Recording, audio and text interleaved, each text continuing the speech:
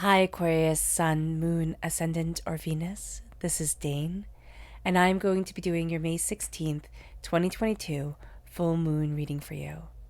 Now, this is not just a full moon, it is also a super moon and a lunar eclipse, a super blood moon and a lunar eclipse. So, this moon is astoundingly powerful. I ask if this reading resonates with you. Don't forget to like, comment, and subscribe. If you're interested in any of the cards that I'm using, they will all be listed in the description box below. Now, before we begin this reading, let us clear the energy space, raising our own energy vibration and releasing any negativity. This cleanse and meditation will be accompanied by a loud sound. So take a nice deep breath in, exhaling whenever it feels comfortable for you.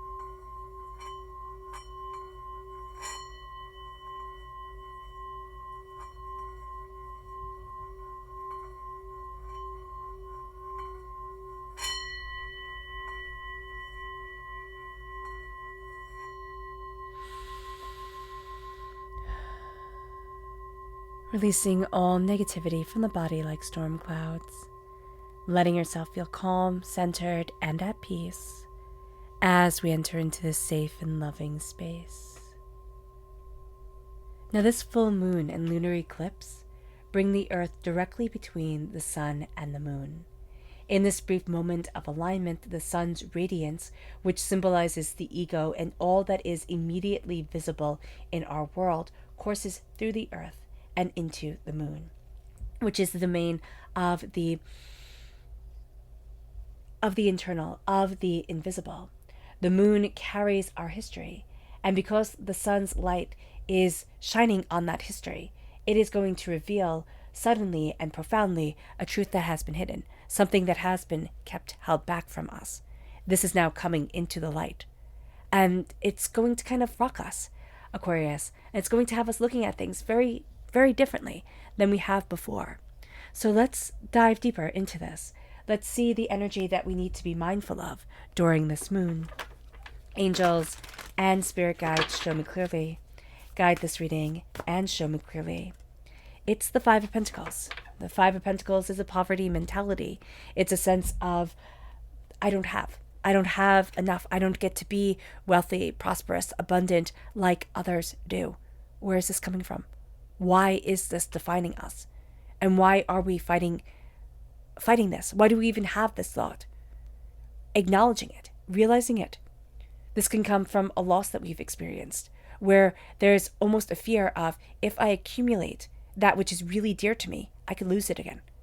It could be from the way we were raised and always having fights about money, so that just became part of our consciousness.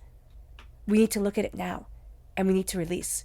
We also need to understand how it is holding us back, how it is defining us. It moves us to our chakra energy. Angels and spirit guides, show me clearly. Guide this reading and show me clearly. Right here, we have creativity, the sacral chakra.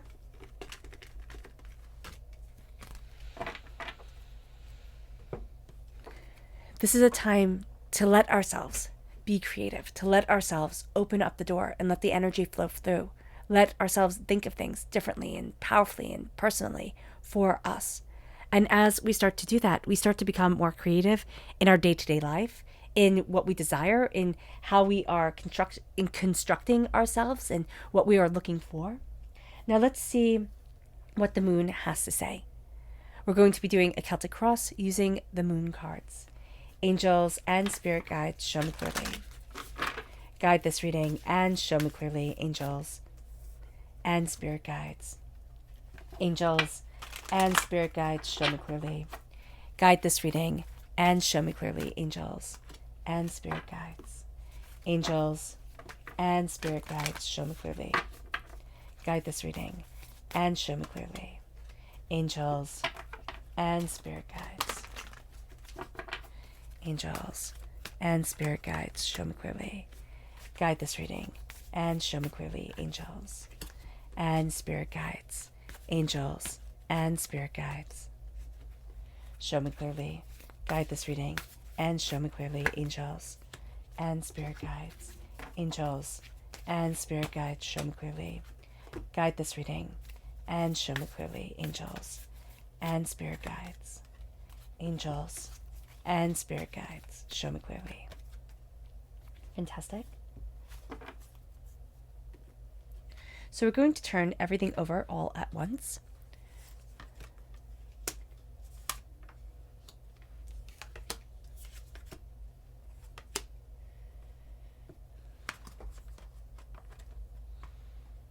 Okay. So we're starting off with where we are right now. And we are at the place right now, Aquarius, where our dreams need a practical plan.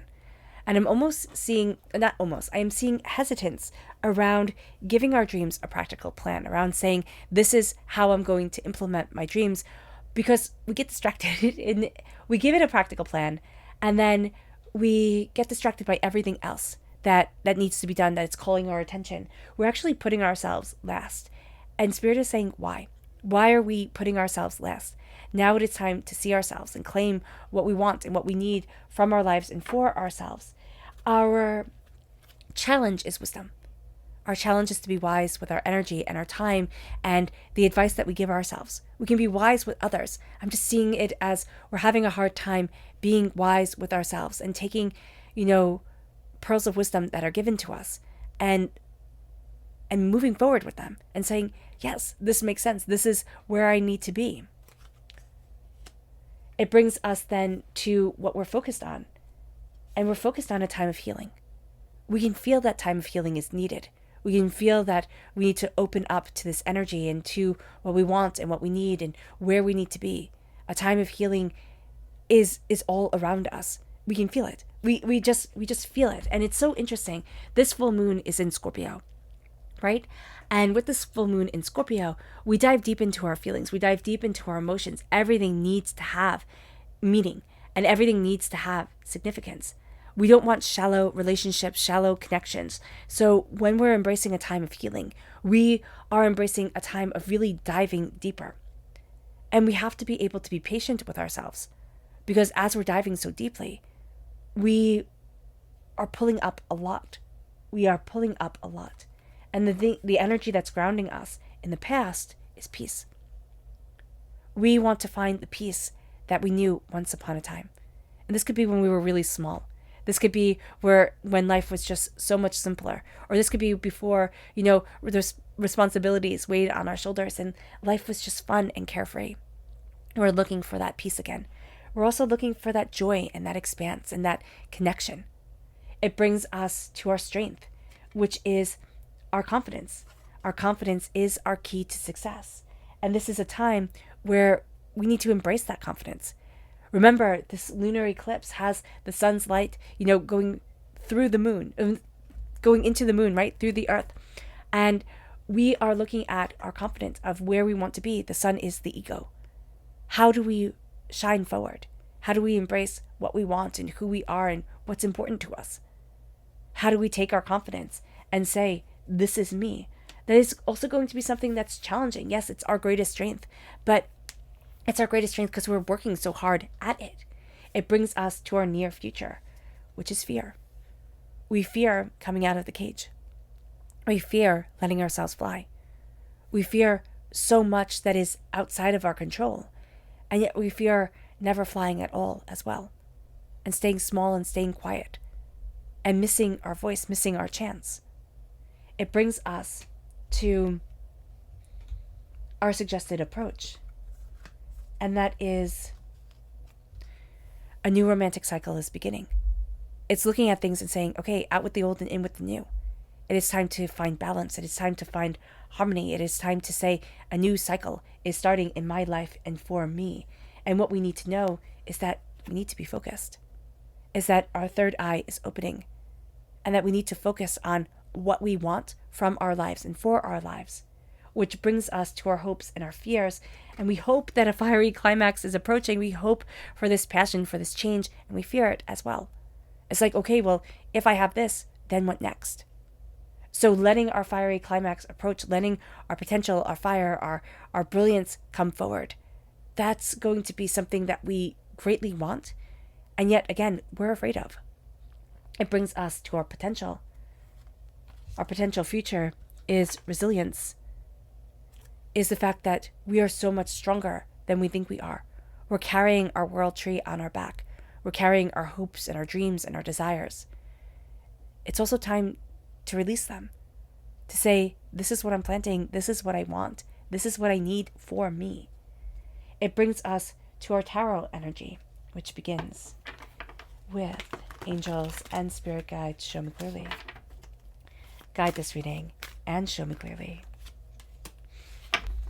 Angels and spirit guides, show me clearly. Guide this reading and show me clearly. Angels and spirit guides, show me clearly. Guide this reading and show me clearly, angels and spirit guides. So this is our past, our present, and our future.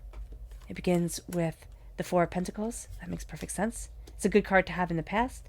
The Six of Wands in our future, in our present, and the Magician in our future, which is absolutely brilliant. So the Four of Pentacles is vampiric energy. In our past, there has been energy that drains us, that overwhelms us. There is also a sense of feeling blocked, feeling overwhelmed, feeling as if, I can't move forward the way that I want to. And that's because past negativity has defined us for too long. It has just become a part of the way that we think about ourselves. We need to release it. And as we release it, we start to free ourselves. We start to see ourselves moving forward. And it brings us to our present, which is the Six of Wands. And the Six of Wands is success. The Six of Wands is celebration. Now, I'm just hearing Spirit saying, go back to the Four of Pentacles, because people are saying, how? How do I release this? This is a practice that I've been doing lately, and I thoroughly enjoy it. I've been embracing the art of imagination, which you can say is manifestation. And it doesn't really matter what you call it at all.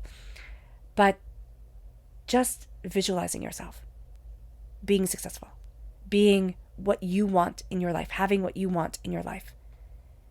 And then with the Four of Pentacles, it's the blocks that come when you're visualizing, right? The fear that comes forward.